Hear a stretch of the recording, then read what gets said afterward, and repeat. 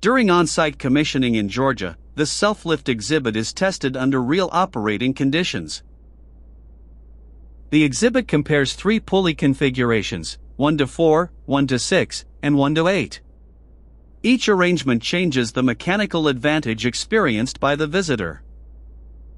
Factory testing checks the seat, guide columns, pulley assemblies, and rope path throughout the full lifting travel. Engineers repeat the lifting and lowering cycle at each ratio to verify stability, alignment, stopping position, and user control.